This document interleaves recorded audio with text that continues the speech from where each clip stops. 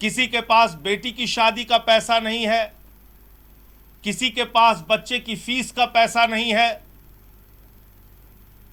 तो किसान जो एक बड़ा क्षेत्र है कृषि क्षेत्र, वो बेरोजगारी की मार झेल रहा है। जो भारतीय जनता पार्टी के भीष्म पितामह कह लीजिए, फाउंडर कह लीजिए, तो जिन्ना से तो इन लोगों के बड़े गहरे रिश्ते हैं। वहां ऐसे नोट हैं, ऐसे वोट हैं, काका काका ताता दादा ना, नाम का पता नहीं।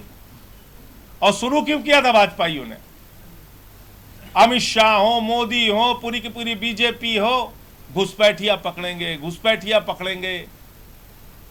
क्या हुआ भैया? घुसपैठिया कितने पकड़े आपने बिहार में? उत्तर प्रदेश में इस समय जो दो सबसे बड़ी समस्याएं हैं, दो सबसे बड़े मुद्दे हैं,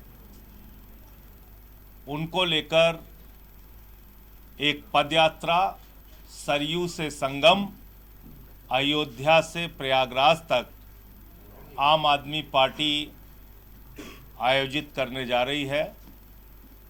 और उस पूरी पदयात्रा के दौरान मैं अपने साथियों के साथ मौजूद रहूंगा। और जो सबसे गंभीर दो ये मुद्दे हैं, रोजगार का मुद्दा, आज बेरोजगारी एक बहुत बड़ा मुद्दा है उत्तर प्रदेश के अंदर। पूरे देश के जो आंकड़े हैं उसमें सबसे ज्यादा बेरोजगार अगर कहीं रहते हैं किसी प्रदेश में, तो वो उत्तर प्रदेश है। पूरे देश में सबसे बड़ी संख्या बेरोजगारों की उत्तर प्रदेश में है। और जब आप बेरोजगारी की बात करते हैं तो हम सिर्फ सरकारी नौकरियों की बात नहीं कर रहे हैं।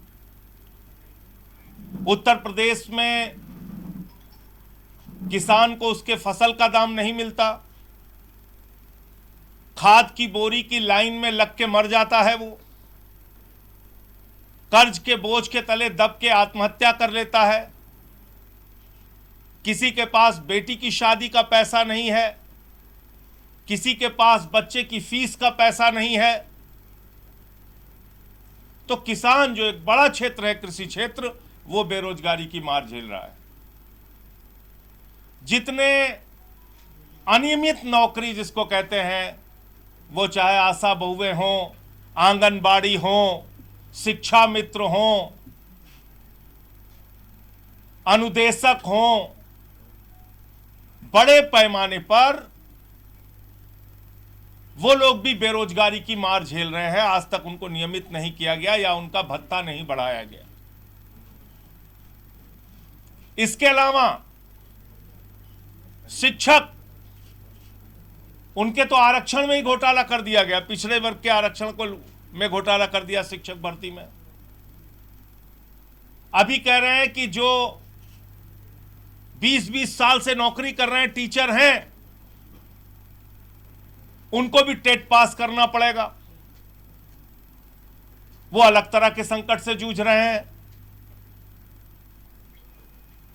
ऐसे हालात हैं कि आज बेरोजगारी की बात अगर हम करते हैं तो कुटीर उद्योग, लघु उद्योग, सूक्ष्म उद्योग से जुड़े हुए लोग, उनकी इकाइयां पूरी तरह से ठप हो रही हैं, बंद हो रही हैं। बुनकर समाज के लोग, नहीं है रोजगार उनके पास। मैं सबका आह्वान करता हूं, इस यात्रा में जुड़िए, आइए साथ मिलकर चलते हैं। ये 200 किलोमीटर की यात्रा आपके साथ करेंगे। अगर वाकई आप बेरोजगारी से त्रस्त हैं तो आइए इस यात्रा का हिस्सा बनिए। 12 से 24 नवंबर। सामाजिक भेदभाव के मामले में भी देश का नंबर 1 राज्य है। आज भी हम घटनाएं सुनते हैं कि बुलंदशहर में एक सीआरपीएफ के जवान को शादी में घोड़ी पर बैठने की इजाजत इसलिए नहीं थी क्योंकि वो दलित समाज से थे। आज भी हम सुनते हैं कि उत्तर प्रदेश में काकोरी के अंदर पासी समाज के एक बुजुर्ग व्यक्ति को मंदिर में पेशाब चटवाई गई। आज भी हम सुनते हैं कि नौकरियों के आरक्षण के मामले में, चाहे वो बांदा विश्वविद्यालय का मामला हो या लखीमपुर खीरी के कोऑपरेटिव बैंक का मामला, आरक्षण को खाया जा रहा है, उसको खत्म किया जा रहा है। हर स्तर पे सामाजिक भेदभाव, अन्याय, अत्याचार, थाने में जाइए तो सुनवाई नहीं, सरकारी नौकरियों के लिए जाइए तो सुनवाई नहीं, सरकारी अफसरों के पास जाइए तो सुनवाई नहीं, अस्पताल में सुनवाई नहीं, तहसील में सुनवाई नहीं। तो जब तक ये सामाजिक भेदभाव है, उसके खिलाफ आवाज उठानी पड़ेगी। तो दूसरा हमारा सबसे महत्वपूर्ण मुद्दा है सामाजिक भेदभाव, सामाजिक अन्याय के खिलाफ सामाजिक न्याय दो। तो आज तो ज्यादा आंकड़ों की और ज्यादा लंबी बात मैं नहीं करूंगा, मेरे पास पूरी डिटेल उत्तर प्रदेश के अलग अलग सेक्टर में क्या हालत है वो सारी तैयारी मैं करके आया हूं। जिन्ना की मुस्लिम लीग के साथ 3 राज्यों में सरकार बनाने का काम भारतीय जनता पार्टी के पुरखों ने किया था। श्यामा प्रसाद मुखर्जी जी का तो नाम आप जानते ही होंगे। तो योगी जी से जरा पूछिएगा कि जिन्ना के साथ मुखर्जी साहब थे कि नहीं थे। 3 राज्यों में, नॉर्थ वेस्ट फ्रंटियर में, सिंध प्रांत में और वेस्ट बंगाल में, तब उस समय तो बंगाल था, तो उस समय इन्होंने मुस्लिम लीग के साथ सरकार बनाई थी कि नहीं बनाई थी। दूसरा सवाल ये भी पूछिएगा योगी जी से कि जिन्ना की कब्र पे माथा टेकने कौन गया था सबसे पहले? कौन गया? हिंदुस्तान का कोई नेता नहीं गया। वहां पे गए थे आदरणीय लाल कृष्ण आडवाणी जी, जो भारतीय जनता पार्टी के भीष्म पितामह कह लीजिए, फाउंडर कह लीजिए। तो जिन्ना से तो इन लोगों के बड़े गहरे रिश्ते हैं, जिन्ना से भाजपाइयों के बहुत गहरे रिश्ते हैं। इसकी पड़ताल अगर आप करेंगे तो इनके कई पुरखों का मिलन उनके साथ हुआ है, तो उसके चक्कर मत पड़िए। हाँ, ये जरूर है कि मैं यूपी के नौजवानों से, किसानों से, माताओं बहनों से कहना चाहता हूँ, ऐसे मुद्दों में इनके साथ उलझने की ज़रूरत नहीं, क्योंकि आपको रोजगार नहीं देते इसलिए ऐसी नकली बातें लेके आते हैं। इनका तो खुद का रिश्ता जिन्ना से रहा है, इनके पूरे पुरखों का, इनके पूर्वजों का। तो इसलिए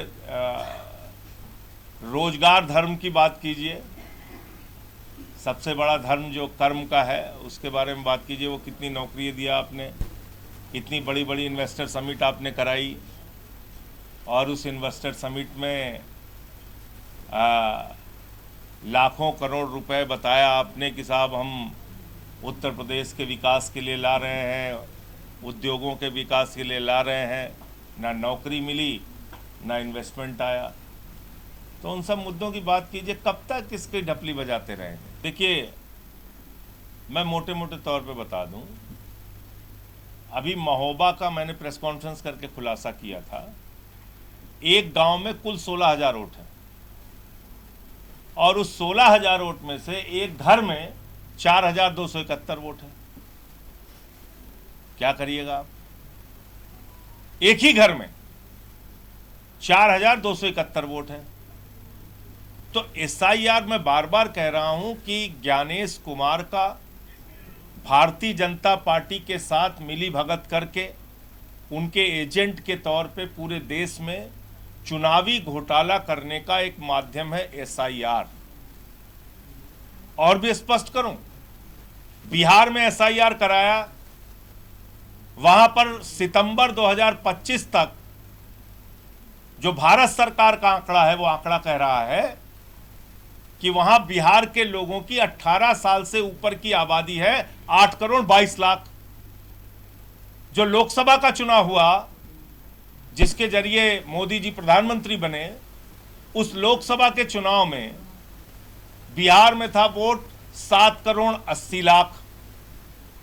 जब SIR हुआ, जब इतना ढोल पीटा गया कि हम गहन पुनरीक्षण कर रहे हैं, सारी मतदाता सूची बिल्कुल ठीक कर देंगे, तब तो मतदाता की संख्या 8 करोड़ 22 लाख होनी चाहिए थी, अब 20 लाख होनी चाहिए थी, या 18 लाख होनी चाहिए थी। क्योंकि आप तो मताधिकार का इस्तेमाल सही ढंग से हो ये करने जा रहे हैं ना SIR के जरिए। तो 8 करोड़ 18 लाख 20 लाख 15 लाख होनी चाहिए थी। सूची लोकसभा के चुनाव से भी घटके 7,42,00,000 पे पहुंच गई। 80 लाख वोट काट दिए वहां। और मैं बार बार बिहार के मामले में सवाल उठा रहा हूं, 5 लाख डुप्लीकेट वोट है वहां। 1 लाख वहां ऐसे नोट हैं, ऐसे वोट हैं काका काका ताता दादा ना, नाम का पता नहीं। और शुरू क्यों किया था भाजपाइयों ने? अमित शाह हो, मोदी हो, पूरी की पूरी बीजेपी हो, घुसपैठिया पकड़ेंगे, घुसपैठिया पकड़ेंगे। क्या हुआ भैया? घुसपैठिया कितने पकड़े आपने बिहार में? मात्र 315, जिसमें 78 मुसलमान और बाकी सब नेपाल के हिंदू। अभी आप देखिए यूपी में शुरू नहीं हुआ है, अभी सब घुसपैठियों के बाप हो जाएंगे। यहां ये सब घुसपैठियों के बाप हो जाएंगे, ये जितने भाजपा वाले हैं।